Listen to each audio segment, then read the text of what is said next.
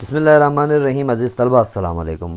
Matric Urdu میں آج ہم جس موضوع کو پڑھیں گے وہ شامل نصاب لوک داستان ہے چغل خور۔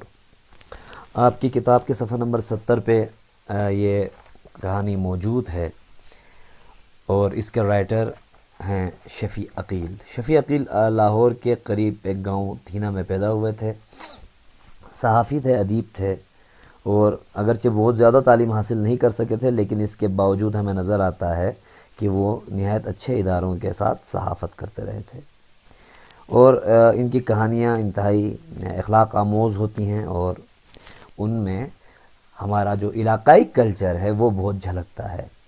پنجاب کی لوک کہانیاں، پنجابی لوک داستانیں، چینی لوک کہانیاں، جاپانی لوک کہانیاں، ایرانی لوک کہانیاں، پیرس پھر پیرس ہے، مجید لاہوری، ادبی مکالمے، ہماری منزل، غازی یا شہید، یہ ان کی تصانیف ہیں۔ انہیں رائٹرز گلڈ کی طرف سے انعام بھی ملا تھا، جبکہ روزنامہ جنگ جو اب بھی پاکستان کا ایک مشہور اخبار ہے اس سے یہ وابستہ رہے۔ آئیے عزیز طلبہ ذرا اب ہم اس کہانی کو پیرا با پیرا ذرا دیکھتے ہیں اور اس کے بعد اس کے اوپر بات کرتے ہیں۔ یہ جو لوک داستانیں ہوتی ہیں یہ عموماً سینہ بسینہ چلی ہوئی کہانیاں ہوتی ہیں اور ان کے اندر اخلاقی ان کے پہلو ہوتے ہیں، اور ان سے ہم ایک نہ ایک خوبی جو معاشرے میں جینے کے لیے ضروری ہے وہ بھی سیکھتے ہیں۔ آئیے دیکھتے ہیں۔ صفحہ 70 پہ دیکھیے کیا کہ اس سبق میں چغل خور کے بیانات جھوٹ کی ذیل میں آتے ہیں اور یہ چغل خوری کی بجائے فتنہ پروری زیادہ ہے۔ فتنہ پروری یعنی کہ لوگوں کو لڑانا۔ چغلی کھانا ایک الگ معاملہ ہے، جبکہ فتنہ پھیلانا اس سے بھی خطرناک معاملہ ہے۔ یہ جو لوک کہانی ہے اس کے حوالے سے یہاں پر بھی یہ لکھا ہوا ہے کہ یہ کسی معاشرے، تہذیب اور زبان کا قیمتی سرمایہ ہیں۔ ان کہانیوں کے مصنف کا کسی کو عطا پتہ نہیں ہوتا۔ یہ کہانیاں سینہ بہ سینہ ایک نسل سے دوسری نسل میں منتقل ہوتی رہتی ہیں۔ ان کے ذریعے سے محبت، ایثار، خلوص، مروت، اتحاد، دوستی اور بہادری جیسی صفات معاشرے میں پروان چڑھتی ہیں اور نسلوں کی کردار سازی میں اہم کردار ادا کرتی ہیں۔ اب ذرا دیکھتے ہیں۔ اگلے وقتوں کی بات ہے، کسی گاؤں میں ایک چغل خور رہتا تھا۔ دوسروں کی چغلی کھانا اور ایک کی بات دوسرے سے کرنا اس کی عادت تھی، اور لاکھ کوشش کے باوجود وہ اپنی عادت کو چھوڑ نہ سکا تھا۔ اس نے بارہا اس بات کا ارادہ کیا کہ اب وہ کسی کی چغلی نہیں کھائے گا، ایک کی بات دوسرے سے نہیں کہے گا، لیکن ہر بار وہ اپنے اس ارادے میں ناکام ہو جاتا۔ دراصل وہ اپنی عادت سے مجبور تھا اور اسی عادت کی وجہ سے اسے اپنی ملازمت سے بھی ہاتھ دھونا پڑے تھے، چنانچہ وہ بیکار تھا۔ اس پیرے میں میں دو چیزوں کی وضاحت ضروری سمجھتا ہوں عزیز طلبہ۔ عموماً ہم لوگ چغلی کرنا، یہ ہمارے معاشرے میں ایک یہ جملہ غلط طریقے سے رائج ہے۔ اصل میں چغلی کرنا نہیں ہے بلکہ چغلی کھانا ہے۔ محاورتاً اس کو یوں درست پڑھا جائے گا۔ یہاں پر بھی چغل خور کی بات ہوئی کہ جس کی عادت تھی کہ وہ چغلی کھایا کرتا تھا اور اسی وجہ سے اس کی یہ عادت بن گئی تھی، اور اس عادت کو وہ چھوڑ نہیں پایا بلکہ اس کی وجہ سے اس کو کئی کام چھوڑنے پڑ گئے تھے۔ ملازمت سے ہاتھ دھونا پڑے۔ ہاتھ دھونا بھی محاورہ ہے، یعنی کہ محروم ہو جانا۔ اس نے دوسری ملازمت کی بہتری یعنی بہت زیادہ کوشش کی مگر وہ کامیاب نہ ہو سکا۔ کچھ دن تک وہ اپنی جمع پونجی پر گزر بسر کرتا رہا۔ جمع پونجی جو اس کی سیونگ تھی، لیکن جب تھوڑا تھوڑا کر کے اس کا سارا سرمایہ دولت کو کہتے ہیں، ختم ہو گیا تو بہت پریشان ہوا اور اس نے نوکری اور مزدوری کے لیے سر توڑ کوشش شروع کر دی۔ سر توڑ یہ بھی محاورہ ہے، سر توڑ کوشش کرنا، بہت زیادہ کوشش کرنا کہ کہیں فاقوں کی نوبت نہ آ جائے۔ فاقہ بھوکا رہنے کو کہتے ہیں۔ مختلف لوگوں سے کہا، در در کی خاک چھانی۔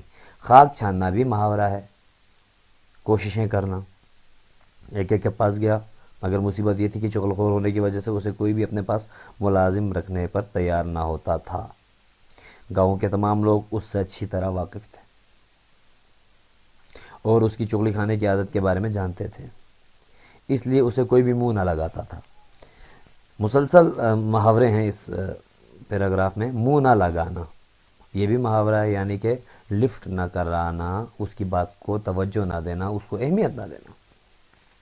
آخر جب وہ مسلسل ناکامیوں سے تنگ آ گیا اور واقعی نوبت فاقوں تک آ پہنچی تو اس نے دل میں سوچا کہ اس گاؤں کو چھوڑ دینا چاہیے اور کہیں چل کر قسمت آزمائی کرنی چاہیے۔ قسمت آزمائی کرنا، قسمت کو، نصیب کو آزمانا، دیکھنا، کوشش کرنا۔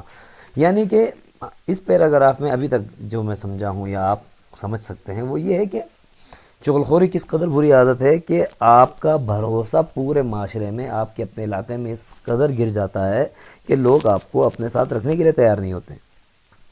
چنانچہ اس نے تھوڑا بہت ضروری سامان لیا، گاؤں چھوڑ کر سفر پر روانہ ہو گیا تاکہ کسی دوسرے گاؤں یا شہر میں جا کر محنت مزدوری کرے۔ اب آپ دیکھیے کہ اپنی پوری ایک تہذیب، اپنا پورا کلچر چھوڑ کے اس کو ایک علاقہ بدر ہونا پڑ رہا ہے۔ چلتے چلاتے وہ ایک اور گاؤں میں جا پہنچا امدادی فعل ہے۔ یہ گاؤں اس کے لیے نیا تھا اور اسے وہاں کوئی نہیں جانتا تھا۔ اسے امید تھی کہ یہاں نوکری مل جائے گی، لہٰذا وہ ایک کسان کے پاس گیا اور اس سے کہا مجھے آپ اپنی ملازمت میں رکھ لیں۔ کسان نے اس سے دریافت کرنا، پوچھنا تم کیا کر سکتے ہو؟ چغل خور نے جواب دیا مجھے کھیتی باڑی کا سارا کام آتا ہے، یہ کام میں اچھی طرح کر سکتا ہوں۔ اتفاق کی بات یہ ہے کہ وہ کسان اکیلا تھا اور کھیتوں کے کام کاج میں اس کا ہاتھ بٹانا مدد کرنا کوئی نہ تھا۔ اسے ایک ملازم کی ضرورت بھی تھی، اس لیے اس نے سوچا چلو اسے ہی ملازم رکھ لیتا ہوں، یہ بھی ضرورت مند ہے اور میرا بھی کام ہلکا ہو جائے گا، کام ہلکا ہو جانا، آسان ہو جانا۔ یہی سوچ کر اس نے چغل خور سے پوچھا اگر میں تمہیں اپنے پاس ملازم رکھ لوں تو تم مجھے کیا تنخواہ لوگے؟ اس پر چغل خور نے بڑے اطمینان سے جواب دیا کچھ نہیں، میری کوئی تنخواہ نہیں۔ کسان کو اس کی بات سن کر بڑا تعجب ہوا کہ کام کرے گا اور تنخواہ نہیں لے گا، بھلا یہ کیوں کر ہو سکتا ہے؟ اس نے حیرانی سے کہا یہ کیسے ہو سکتا ہے؟ جواب میں چغل خور کہنے لگا آپ مجھے صرف روٹی کپڑا دیں اور اس کے ساتھ ایک بات کی اجازت، بس یہی میری تنخواہ ہے۔ کسان پوچھنے لگا کس بات کی اجازت؟ چغل خور بولا آپ مجھے صرف اتنی اجازت دے دیں کہ میں 6 ماہ کے بعد آپ کی صرف ایک چغلی کھا لیا کروں۔ عزیز طلبہ دیکھیے گا، میں یہاں روک کر ایک چیز بتانا چاہتا ہوں کہ یہ بری عادت نشے کی طرح ہوتی ہے اور اس سے چھٹکارا حاصل کرنا اتنا آسان نہیں ہوتا۔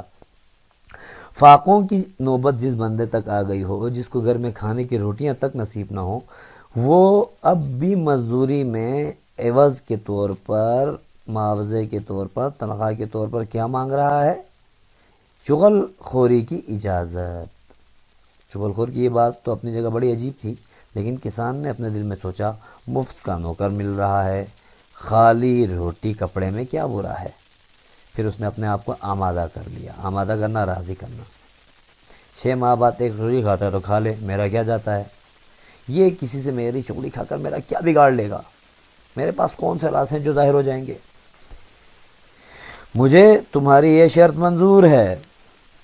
چنانچہ چغل خور کسان کے پاس ملازم ہو گیا۔ وہ کام بھی اسی کا کرتا تھا اور اسی کے گھر میں رہتا بھی تھا۔ روزانہ صبح سویرے کسان کے ساتھ کھیتوں میں چلا جاتا، بیلوں کے لیے چارہ کاٹتا، ہل چلاتا، گاہی کرتا اور اسی طرح کام میں کسان کا برابر ہاتھ بٹاتا تھا۔ دن گزرتے گئے اور کسان یہ بات بھول گئی کہ 6 مہینے بعد چغل خور نے ایک چغل کھانے کی اجازت مانگی تھی اور اس نے چغلی کھانے کی اجازت دے دی تھی۔ کسان اس عرصے میں یہ تمام باتیں بھول چکا تھا۔ ادھر چغل خور کو کسان کے ہاں ملازم ہوئے 6 ماہ بیت گئے، گزر گئے۔ اب اس کا دل چاہ رہا تھا کہ کسی سے کسان کی کوئی چغلی کھائے۔ وہ 6 ماہ تک اپنی اس عادت پر جبر کیے ہوئے تھا، مگر اب معاہدے کی مدت ختم ہونے پر اس نے اپنے آپ پر قابو پانا پڑا، اس کے بس میں نہ تھا۔ چنانچہ جب وہ اپنی عادت سے بالکل مجبور ہو گیا تو اس نے سوچا اب چاہے کچھ بھی ہو میں کسان کی چغلی ضرور کھاؤں گا، اب تو یہ معاہدے کے مطابق میرا حق بھی ہے۔ ایک روز کسان حسب معمول اپنے کھیتوں میں گیا ہوا تھا اور گھر میں اس کی بیوی اکیلی تھی۔ یہ دیکھ کر چغل خور کسان کی بیوی کے پاس گیا اور بڑا ہمدرد بنتے ہوئے کہنے لگا اگر تم برا نہ مانو تو تم سے ایک بات کہوں. کسان کی بیوی بولی ضرور کہو، اس میں برا ماننے کی کیا بات ہے؟ چغل خور اور بھی زیادہ ہمدردی جتاتے ہوئے یعنی کہ اظہار کرتے ہوئے، اس میں تمہارا ہی بھلا ہے، بھلا یعنی کہ اچھائی. یہ سن کر کسان کی بیوی کو کچھ شک سا ہو گیا. اس نے دل میں سوچا ہو نہ ہو کوئی خاص بات ضرور ہے. یہی خیال کر کے وہ کہنے لگی پھر تو ضرور کہو، وہ کیا بات ہے؟ جواب میں چغل خور بڑے رازدارانہ انداز میں بولا، دراصل کسان کوڑی ہو گیا ہے. کوڑی ہو جانا ایک مرض کو کہتے ہیں. اس نے اپنی یہ بیماری اب تک تم سے چھپائے رکھی ہے. کوڑی ہو گیا ہے؟ کسان کی بیوی نے چونک کر پوچھا. اسے بڑا تعجب ہوا. یہ بات اس کے لیے جس قدر نہیں تھی، اس سے کہیں زیادہ حیران کن بھی تھی. چغل خور نے جب اپنا تیر نشانے پر بیٹھتا دیکھا تو بولا، اگر تمہیں یقین نہ ہے تو آزما کے دیکھ لو. اب تو کسان کی بیوی بھی سوچ میں پڑ گئی. اس نے دل میں سوچا ہو سکتا ہے ملازم ٹھیک ہی کہہ رہا ہو، بھلا مجھ کو اس سے ایسا جھوٹ بولنے کی کیا ضرورت ہے. لہٰذا اس نے جلدی سے پوچھا، مگر میں کیسے آزماؤں؟ چغل خور جھٹ سے کہنے لگا، اس میں کیا مشکل ہے؟ پھر اس نے اسے سمجھاتے ہوئے کہا کہ جو آدمی کوڑی ہو جائے اس کا جسم نمکین ہو جاتا ہے. اگر تم یہ جاننا چاہتی ہو کہ کسان کوڑی ہو گیا ہے یا نہیں تو کسان کے جسم کو زبان سے چاٹ کر دیکھ سکتی ہو. عزیز طلبہ، میں یہاں روکوں گا. اس سیشن میں ابھی تک ہم یہ دیکھ رہے ہیں کہ چغل خوری جو ہے، چغلی کھانا کسی کی، یہ ایک ایسی بری عادت ہے کہ اگر یہ انسان کے اندر یہ عادت جنم لے لے تو وہ اپنے بہت سارے فائدوں کو بھی خود ہاتھوں سے نقصان میں بدل کر اس بری عادت کو اپنانے میں ہی اپنی عافیت سمجھتا ہے. جیسے کہ اس چغل خور کے ساتھ کہ جس کا سب کچھ داؤ پر لگ گیا، سب کچھ چھوڑ کر یہ دوسرے گاؤں گیا جہاں پر اس کو کھانے کی روٹی تک دستیاب نہیں تھی. وہاں پر بھی جس گھر میں اسے روزگار دستیاب ہے، آج یہ انہی کے خلاف سازش کر رہا ہے اور انہی کے خلاف چغل خوری کی تیاریاں کر رہا ہے. تو یہ اصل میں معاشرتی ایک برائی کی طرف بہت گہرا طنز اس کہانی میں ہے. کہانی کا اگلا حصہ انشاءاللہ اگلا لیکچر ہوگا.